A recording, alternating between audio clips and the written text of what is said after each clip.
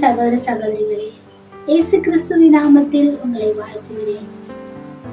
அனைவரும் நலமாய் இருப்பீர்கள் என்று விசுவாசிக்கிறேன். இந்த நாள் நாம் தியானத்துக்கு என்று தெரிந்து கொள்ளப்பட்ட வேத வசனம் என்னவென்றால், யாக்கோபு 1ஆம் அதிகாரத்தில் 15வது வசனம், பின்பு இச்சையானது கர்ப்பம் தரித்து பாவத்தை பிறப்பிக்கும், பாவம் பூர்ணமாகும் போது மரணத்தை பிறப்பிக்கும். இச்சையானது கர்ப்பம் தரித்து பாவத்தை பிறப்பிக்கும் என்று வேதவசனம் சொல்லுகிறது. முதலாவது இச்சைதான் பாவத்தை தூண்டுகிறது. பாவம் செய்ய தூண்டுவது இச்சை. ஏவாள் ஏதேன் தோட்டத்துல அந்த கனியை பார்க்கிறார். பார்க்கும்போது அது பார்வைக்கு இன்பமாய் இருந்தது, இச்சிக்கத்தக்க பழமாய் இருந்தது. ஆம், அதை பார்த்த உடனே அதை சாப்பிடணும் என்ற ஆசை, இச்சை காணப்பட்டது. முதலாவது நம்முடைய கண்களின் பார்வையில அந்த இச்சை வரும்போது நம்ம வெளியே வந்துவிட வேண்டும். அந்த பாவத்தை அப்படியே நாம் விட்டோம் என்றால், ஒரு பாவம் செய்யறோம் என்று உனக்கு தெரிந்து உடனே நீ அதை விட்டு வெளியே வராம அதிலேயே நீ தொடர்ந்து செய்து கொண்டே இருந்தாய் என்றால், அந்த பாவம் கொஞ்சம் கொஞ்சமாய் கர்ப்பம் தரிக்கும். கர்ப்பம் தரித்து கடைசிக்கு அது பாவத்தை பிறப்பிக்கும். பாவம் பூர்ணமாகும் போது மரணத்தை பிறப்பிக்கும். பாவம் மரணத்தை பிறப்பிக்கும். பாவம் செய்கிற ஆத்துமா சாவும். பாவத்தின் சம்பளம் மரணம் என்று வேதம் சொல்கிறது. இன்றைக்கு இயேசு சிலுவையில மரித்திருக்கிறார். சிலுவை ஒரு பாவ நிவாரணத்தினுடைய பரிகார சின்னமாய் இருக்கிறது. பாவத்தின் பரிகார சின்னம் சிலுவையாய் காணப்படுகிறது. ஆம், இன்னைக்கு சிலுவையை நாம் பார்க்கும்போது இதோ யூதர்கள் பயன்படுத்தின ஒரு தண்டனைக்குரிய கருவியாய் நாம் பார்க்க கூடாது. என்றைக்கு இயேசு சிலுவையில அறையப்பட்டாரோ அன்றைக்கு அந்த சிலுவைக்கு மதிப்பு வந்தது. இயேசு தொங்கின அந்த சிலுவையில இயேசு கிறிஸ்துவின் கல்வாரி ரத்தம் வடிந்தது. அந்த ரத்தத்தினால் இன்னைக்கு நமக்கு மீட்பு உண்டு. அந்த ரத்தத்தினால் நமக்கு இன்னைக்கு ரட்சிப்பு உண்டு. ஒரு மனிதன் பாவம் செய்தான் என்றால் அந்த பாவத்திலிருந்து வெளியே வருவதற்கு என்ன செய்வது இன்றைக்கும் நிறைய பேருக்கு தெரியாமல் இருக்கிறது. பாவம் செய்தால் அந்த பாவத்துக்கு பரிகாரம் என்ன செய்வது? பாவத்துக்கு என்ன செய்து நாம் பரிகாரம் செய்து கொள்ள முடியும் என்று நிறைய பேர் அன்னதானம் செய்கிறார். நிறைய பேருக்கு அநாத ஹாஸ்டல்ல போய் டொனேஷன் பண்றாங்க, பணம் கொடுக்கிறார்கள். சில இடங்கள்ல ஸ்கூல் கட்டி கொடுக்கிறார்கள், சில இடங்கள்ல கோவில் கட்டி கொடுக்கிறார்கள்.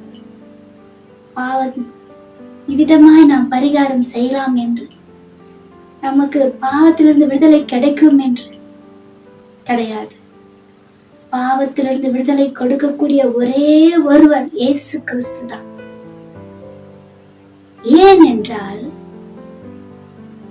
பாவம் செய்தால் அந்த பாவத்தினுக்கு நிவாரணமாய் அந்த காலத்துல பாவ நிவாரண பலி செலுத்தினார்கள்.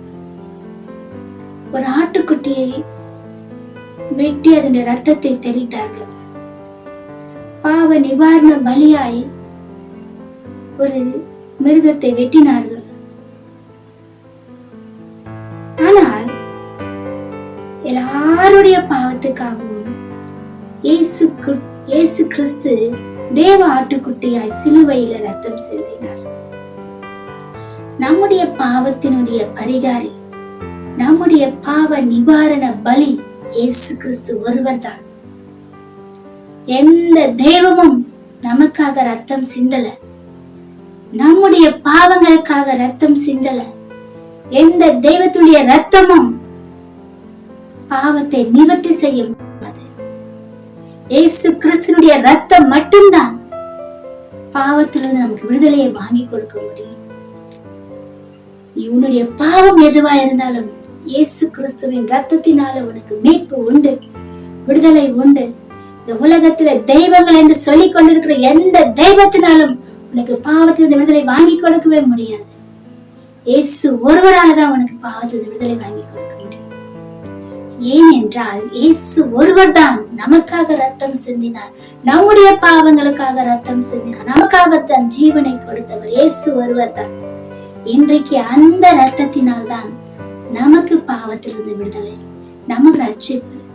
நம்ம இன்னைக்கு கர்த்தர் நம்மை மீட்டெடுத்து கொண்டிருக்கிறார். ஆகையால் இன்றைக்கு உன்னுடைய பாவங்கள் மன்னிக்கப்படணுமா? இயேசு கிறிஸ்துவின் ரத்தத்துக்கிட்ட வாங்க.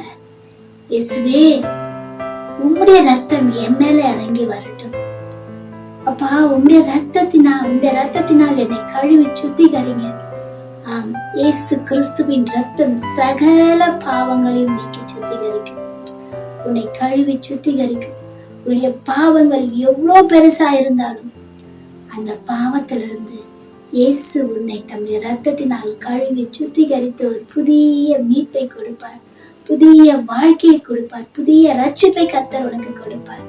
எனக்கு பிரியமான சகோதர சகோதரிகளே, பாவம் மரணத்தை விளைவிக்கும், பாவம் மரணத்தை பிறப்பிக்கும், பாவம் உன்னை பாதாளத்துக்கு கொண்டு போகும். எல்லாவற்றிற்கும் ஒரு வல்லமை உண்டு. கரண்ட்டுக்கு லைட் எரிய வைக்கிற ஒரு வல்லமை, காந்தத்துக்கு இரும்பு துண்டுகளை வலிக்கக்கூடிய ஒரு வல்லமை. ஆம், அதே போல பாவத்துக்கும் ஒரு வல்லமை உண்டு.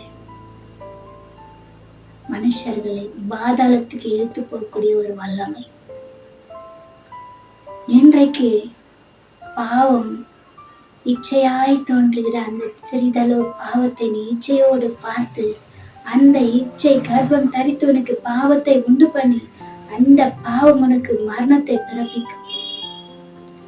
அந்த மரணம் உன்னை பாதாளத்துக்கு இழுத்துக்கொண்டு போகும்.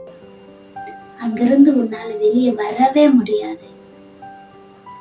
ஆகையால் கர்த்தர் கொடுத்த இந்த நேரத்தை நீ பயன்படுத்தி கொண்டு இயேசு கிறிஸ்துடைய சிலுவை அண்டை போ. சிலுவை அண்டை போய் அவர் பாதத்தை பிடித்து, ஆண்டவரே, என் பாவங்களை மன்னிங்க, அப்பா, என் பாவங்களை மன்னிங்க என்று அறிக்கை செய்யுங்க. நான் செய்த பாவங்கள் எல்லாவற்றையும் உங்களுடைய கரத்துல நான் சொல்லுகிறேன் ஆண்டவர். அப்பா, உம்முடைய பாதபடியில நான் அர்ப்பணிக்கிறேன். அப்பா, இனி நான் பாவம் செய்ய மாட்டேன். இனி இந்த பாவத்திலிருந்து எனக்கு விடுதலை தாங்க. இந்த பாவ சுபாவங்கள் என்னை விட்டு போகட்டும். இனி நான் பாவம் செய்ய மாட்டேன். கர்த்தர்கிட்ட நீங்க கேட்கும் போது அவருடைய ரத்தம் உண்மையில விழுந்து அவருடைய ரத்தத்தினால் உன்னை கழுவி சுத்திகரித்து உனக்கு புதிய ஒரு வாழ்க்கையை கொடுப்பார். ரட்சிப்பின் வாழ்க்கை, நீ ரட்சிக்கப்படுவாய். ரட்சிப்பை கர்த்தர் உனக்கு கொடுப்பார். சிலுவையின் மேன்மை மன்னிப்பு, சிலுவையின் மேன்மை ரட்சிப்பு. சிலுவையின் மேன்மை என்னன்னா நமக்கு சாபத்திலிருந்து விடுதலை. சிலுவையின் மேன்மையில நாம் என்ன பெற்றுக்கொள்கிறோம் என்றால் சாபத்தினால் வருகிற வியாதியிலிருந்து நமக்கு விடுதலை, பாவத்தின் நிமித்தம் வருகிற வியாதியிலிருந்து நமக்கு விடுதலை. சிலுவையின் மேன்மை என்னவென்றால் நமக்கு நித்திய ஜீவன் உண்டு. நாம் எனக்கு சிலுவையின் மூலமாய் கர்த்தர் நமக்கு நித்திய ஜீவனை பெற்றுக் கொடுத்திருக்கிறார். என்றென்றும் இயேசுவோடு கூட இருக்க நித்திய ஜீவனை கர்த்தர் கொடுத்திருக்கிறார். அந்த நாள் ஆதாம் ஏவாள் பாவம் செய்து அவர்கள் இயேசுவின் இடத்துல போக முடியாமல் இயேசுடைய குரலை கேட்டு அவர்கள் போய் ஒளிந்து கொண்டார்கள்.